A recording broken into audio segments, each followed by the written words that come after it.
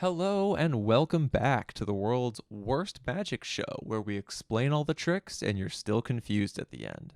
I'm your host, Jesse, and thus far we've been talking mostly about uh, mechanics. We've been talking about things that are observable by humans, right? We're masters of kinematics, dynamics, momentum, energy. We even saw some geometric optics, the way light bends in things like glasses and lenses that we use every day. But now, to start our second week of camp, we're going to start expanding our view of the universe beyond what's immediately tangible to the human experience. And I thought no better way to start that process than to talk about the four fundamental forces of nature. And they are the weak force and the strong force, which are two nuclear forces. They deal with the forces between subatomic parts of an atom, um, and they only act at those length scales. The third force, gravity, we're all very familiar with, and we understand that it works only in terms of on a human observable level. It really only operates between humans and celestial bodies, right? We feel the gravitational pull from something like a moon or a planet. I don't feel the gravitational pull from my chair, even if it can feel like it at the end of a long day. And so that leaves our final fourth fundamental force, which is the electromagnetic force. Now, this is what we're going to be covering in today's lecture as well as tomorrow's. And in particular, we're not going to talk about the magnetic side of this. We're not even going to talk about the dynamics of the electric forces. We're just going to be talking about electrostatics. But the truth is that this is more than it sounds. And you may already have an inkling of this because when I said that there's four fundamental forces and I listed them out, you may have thought to yourself, hey, I know some more forces than that. I know about tension. I know about friction. I know about contact forces. I know about spring forces. I know a ton more forces than you just listed. I don't see them on there. And the truth is that I did list them. They're electromagnetic forces that at the atomic level, most of those forces deal with for instance, friction or a contact force is the electric field of the atoms in my hand interacting with the electric field of the atoms in whatever I'm touching, like my microphone. And something like a tensile or spring force comes from the atoms bound to each other within that material, that string or spring, not wanting to move apart. So, and that happens in an electric field way. So the electromagnetic force is actually still the force that's responsible for the vast majority of things that we experience on a human scale, but it's responsible for a lot more as well. So that's what we're going to be talking about today. And like good experimentalists, the first thing we're going to start with is observation. All right, so here we have my lovely assistant, Bill, who didn't know he was going to be my assistant when he filmed this 6 months ago in the dry Philadelphia winter rather than the overbearingly hot Philadelphia wet season. And here Bill has two balloons hanging. And we choose balloons because they're largely insensitive to other forces. They're going to mostly just hang with gravity very, very lightly, which means that if we can get them to interact with any new force, it should be fairly dramatic. And so what Bill's doing is he's taking this piece of fur and he's rubbing it over top of those balloons. Now, when that's done, I want you to make a prediction for what's going to happen, okay? I'll throw your options up on the screen. Is it going to A, keep hanging there as if nothing happened, B, fly apart, or C, stick together? Make your predictions now. Okay, so it turned out it was B, fly apart. So whatever Bill has done is happening to both of those balloons, right? Both balloons have been prepared identically. And so what this tells us is that whatever this thing is, which we're going to call charge because we know what the answer is, and it's better to start using the right terms now. This charge thing creates a repulsive force, right? So these things start to hate each other. Indeed, if Bill were to prepare, say, a rod in the same way, that would also mutually repel with these three balloons. But hold on. What about the fur itself? If we bring that any closer, what do we think is going to happen? Okay, so here's where we found the attraction, right? Those balloons got sucked to that fur immediately. And this is where I have to give a little bit of credit to one of Penn's alumni. Now, University of Pennsylvania, like most collegiate institutions, is more than happy to claim the accomplishments of its alumni as its own. But this is maybe more fair than usual, as the person in question is Benjamin Franklin, the founder of the University of Pennsylvania. And so, among many other discoveries, Benjamin Franklin was really a a true scientist of his day. He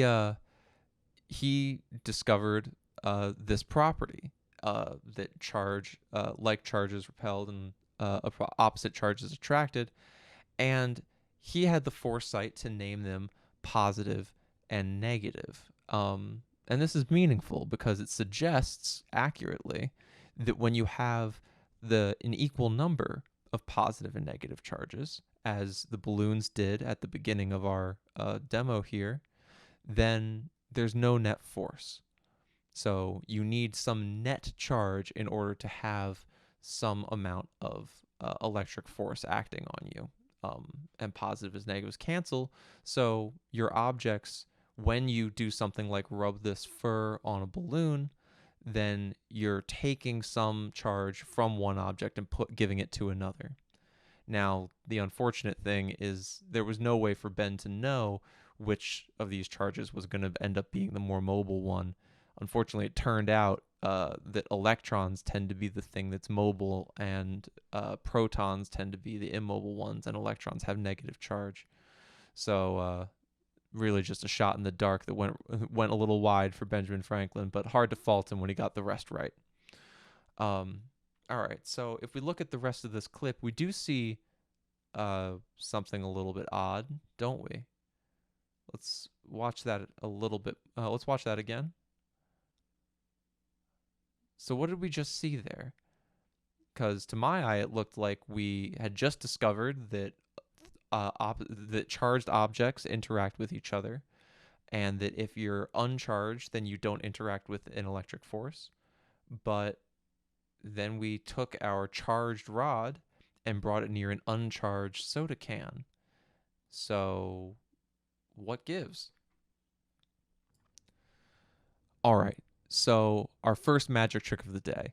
This uncharged soda can follows our charged rod, even though electric force only acts between two charged objects. What's happening? Well, to understand what's going on, we're going to have to do two things. One, we're going to have to learn a little bit more about why it worked particularly with a soda can. We're going to save that till later.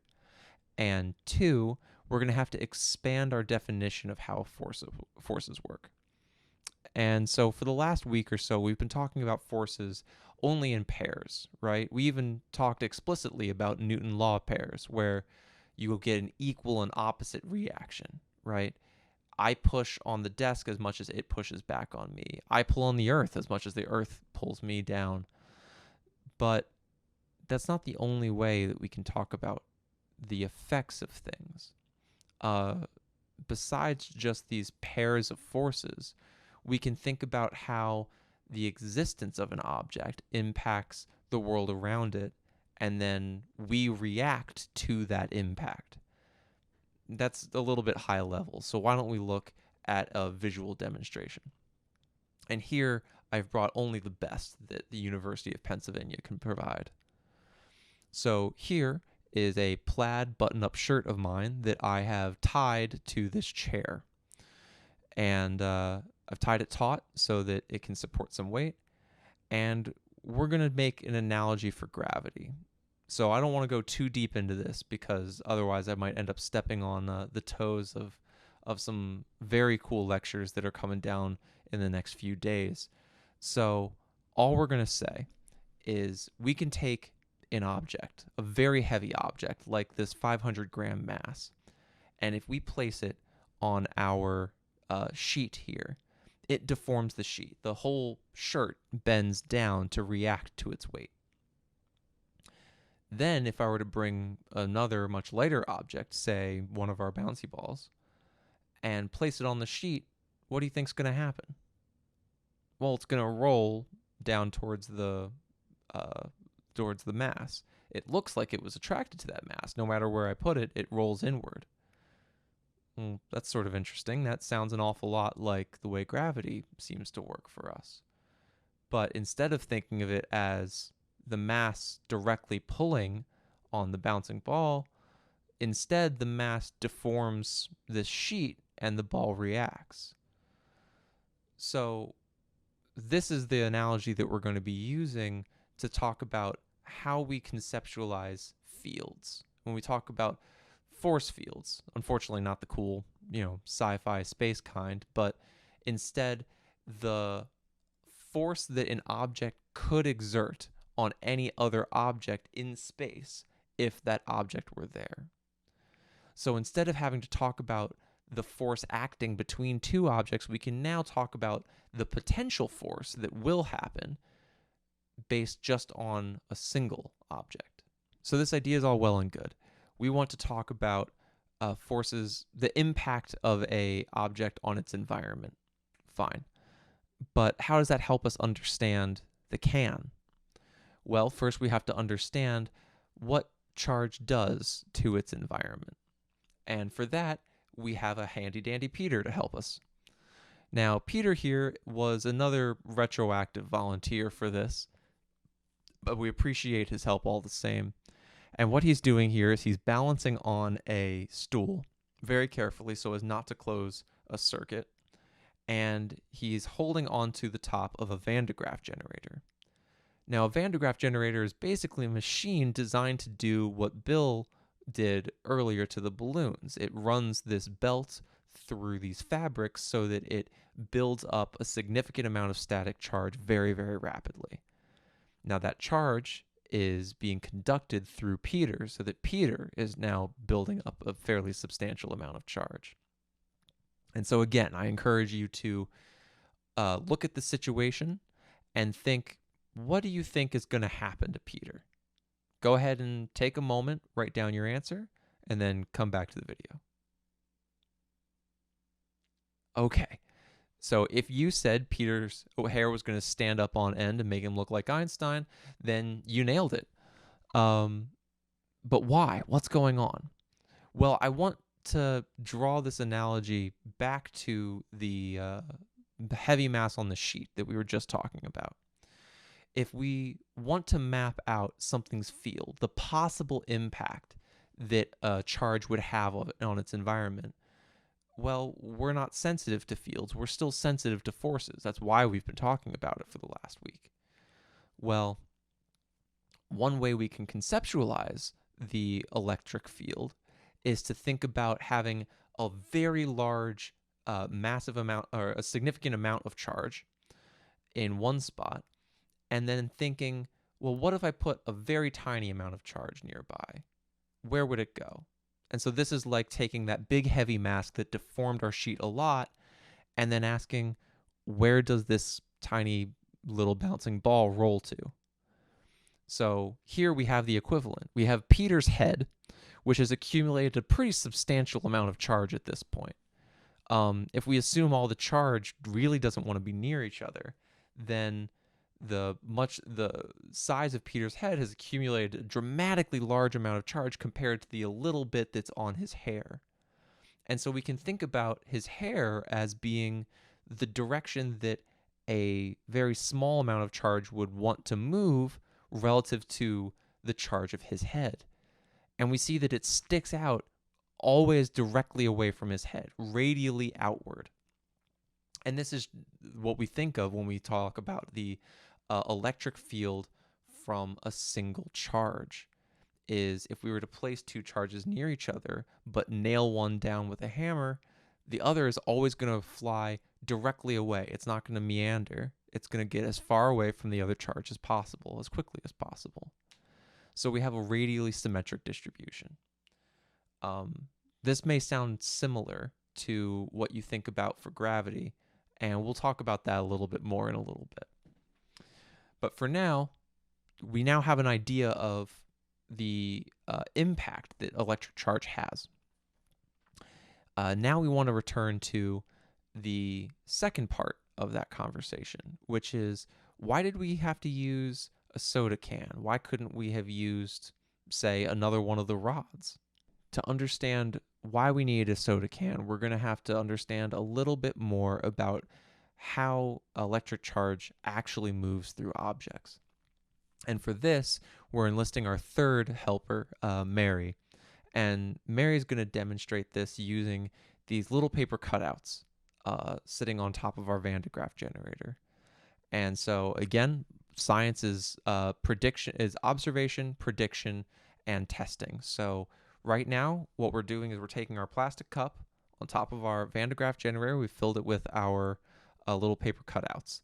Right now, what do you think is going to happen? Write down your prediction and then come back to this video. What's going to happen? All right, so those papers fly everywhere.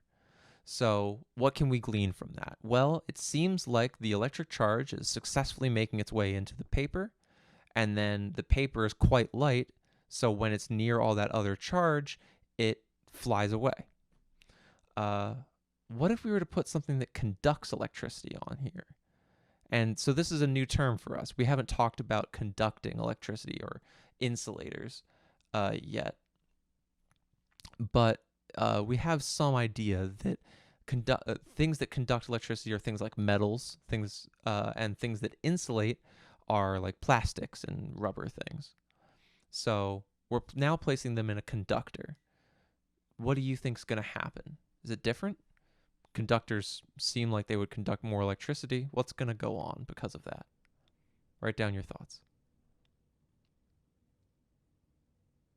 Oh, man. What a bummer. Just nothing? We get nothing now? I thought we were going to get some cool fireworks at least. Well, maybe it's because of the paper. We only use the papers that didn't fly out in the previous experiment, right? Maybe they're duds. What if we put those back in the paper cup? What happens then? Oh, tragic. It's not the paper. It really was the electric cup. So, in some way, charge is moving differently in a conductor. Now, it's not terribly surprising. We separated it out by saying charge moves differently in a conductor. So where is it going? So what is this conductor thing then? I mean, we know that they're metals, but what makes metals so special? Well, it turns out it's their atomic structure. Metals, without going too deep into the condensed matter physics, are basically their atoms are in a crystalline array, and their electrons, their valence electrons, are free to move. It's commonly referred to as a sea of electrons. And this means that when you cause some electric field to be nearby, something that wants to push those electrons one way or another, they can redistribute very rapidly. And they do. In this case, they maximize the space between them. And because they can move so easily, they don't allow any electric field to go anywhere else. All of the electric field goes into spreading those charges out along its surface, and none of it ever penetrates inside the metal shell. And so no electric field ever reaches the slips of paper, and they never accumulate any charge, and so they never repel against each other or fly out of the tin. This is also why being in your car is one of the safest spots to be in a thunderstorm, because if the lightning strikes your car, it'll diffuse over the surface of your car. It won't penetrate inside your vehicle. So, great. So now we have our two ingredients, right? To finally understand why we were able to move that soda can earlier. One is that electric fields act without necessarily already having you don't have to think about it necessarily as a force. You're already projecting an electric field. And the second is that soda can, while it starts neutral, is made of metal. It has positive and negative charges on it, just in equal amounts. But because they're so freely able to move, as soon as it senses that electric field that we bring close to it, let's say the electric field is from a positive charge, the electrons all swarm to the closer side of the can, and we end up with an excess of negative charge near our wand and an excess of positive charge away from it. This creates a dipole, which we'll get to see again quite shortly, but this effective charge is what allows us to enact a force in the end. So that's how we're able to move the can. So that's all well and good. We've talked about these fields. We've shown that they have this impact, but it'd be better if we could see the fields really in action, right? So to do that, we're going to use the peak of technology, a bubble making machine. Now, bubbles are pretty great. Because they're soap films, they have a liquid content, and there's actually quite a bit of excess charge available to us on them. And we've set this up so that we can directly charge these bubbles in a number of ways. We can leave them uncharged, neutral. We can charge them the same as a Van de Graaff generator that's nearby, or we can charge them opposite to a Van de Graaff generator that's nearby. And then we can shoot those bubbles at that Van de Graaff generator and basically see what would happen in a somewhat idealized version if we were to be able to take away gravity and just shoot electric charges at each other. Where would they go? So in the neutral case, we see that there's more than enough velocity, they can still hit the Van de Graaff generator. What if we made them opposite charges? What do you think is going to happen? If you said that they were going to shoot even faster, you were absolutely right. They're now getting accelerated by the electric field that they are experiencing from the Van de Graaff generator, and they get sucked right in. Hence why we need to include the little plastic sheet to protect the Van de Graaff. What if we made them the same charge, though? What do you think is going to happen? Now that's something else, right? That's what we call a force field. Those bubbles can't even touch the Van de Graaff generator because the like charge repels them once they get close. And this does accentuate something that we haven't noticed until now, which is that our force does seem to depend on distance. The bubbles at the very beginning of their trajectory seem like they're doing fine. When they get extra close to the Van de Graaff generator, then they suddenly can't overcome that extra force. So much like gravity, we expect that this force dies off with some amount of distance. All right, so we understand electric fields now, but I want to extend this concept a little bit more. We've only been talking about forces, but in the last video you had from me about energy, we realized that maybe forces aren't the end-all be-all sometimes. Sometimes something like energy is a better thing to deal with, and maybe there's a analogous thing as there is for energy. Well, there is, or I wouldn't be talking about it, and it's called electric potential. So electric potential is to energy as electric field is to the electric force. It is the potential energy it requires to get close to a single object.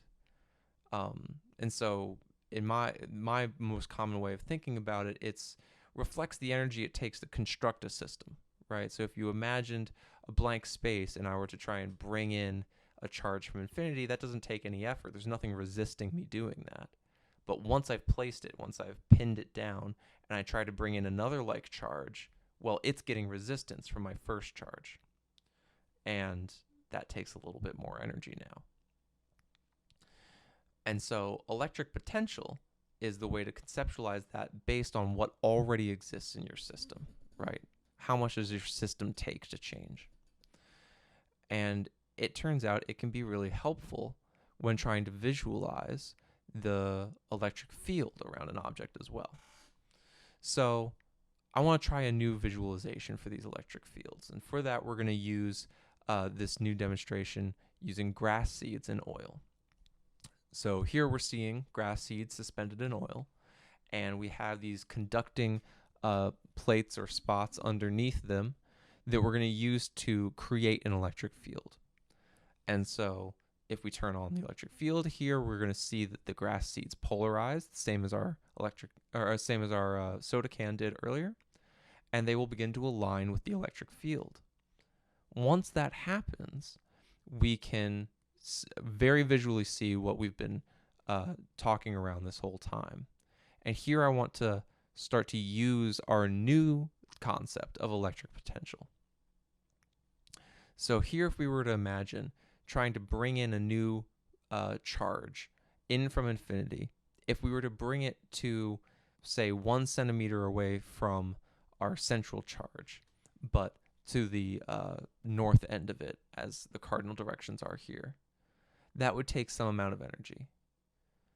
If I were to bring it the same distance in, but to the east of it, would that take more energy, less energy, or the same energy? What do you think?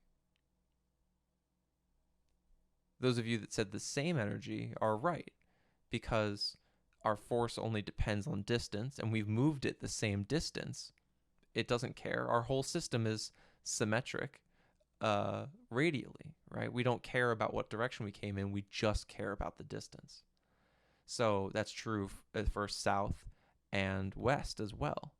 So we can actually draw a circle for which it takes the same energy to get to any place on that circle.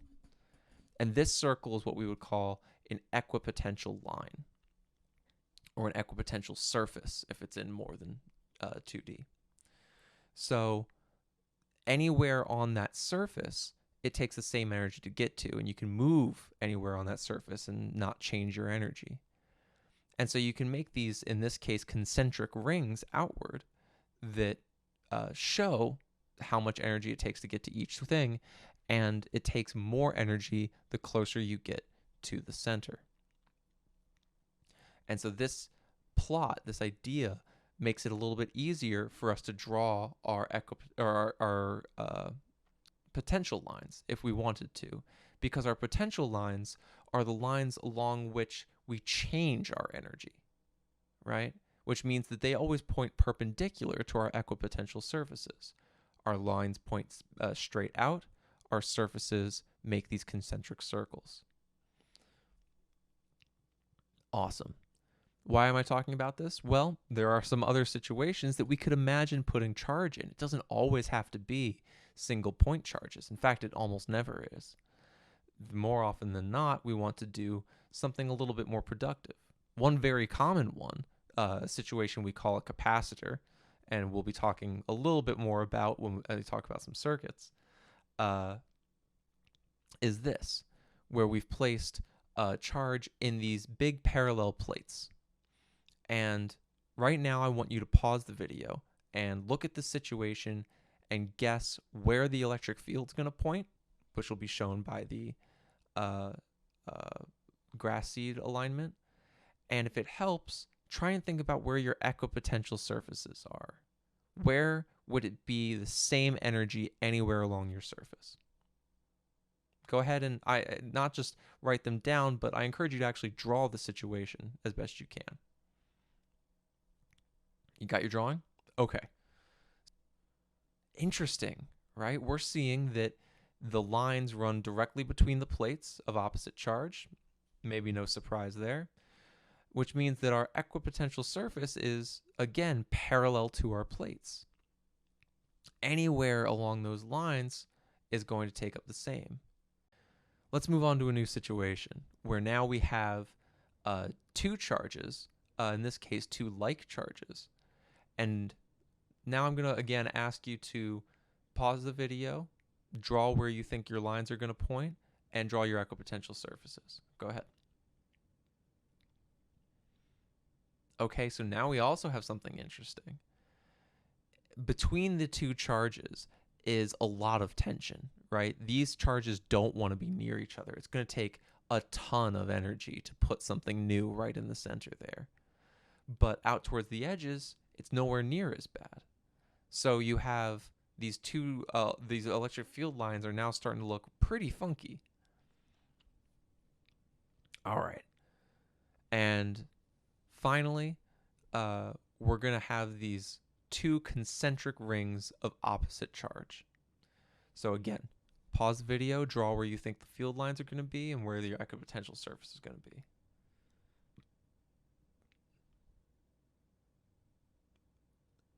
Interesting. So now we see that the electric field lines point in the same direction they did when it was just a point charge, as long as you're between the two plates. But inside one of those plates, there's no electric field at all.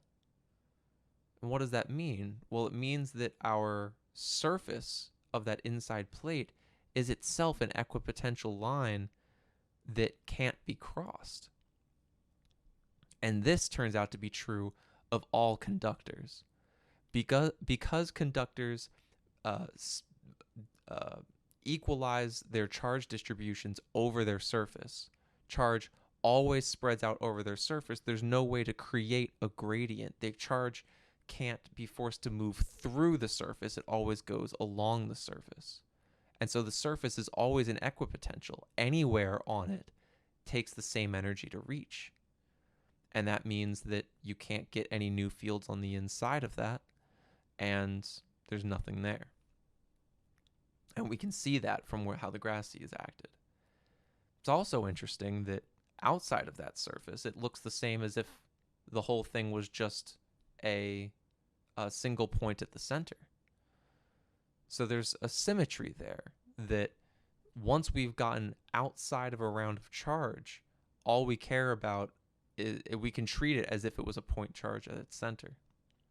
Now, this is related to Gauss's law, and that's a little bit beyond the scope of what we want to talk about here, but I again encourage you that if you want to talk about it during an office hours, we would be very happy to go into detail. It's a super cool thing, and just a little bit beyond what we wanted to talk about today.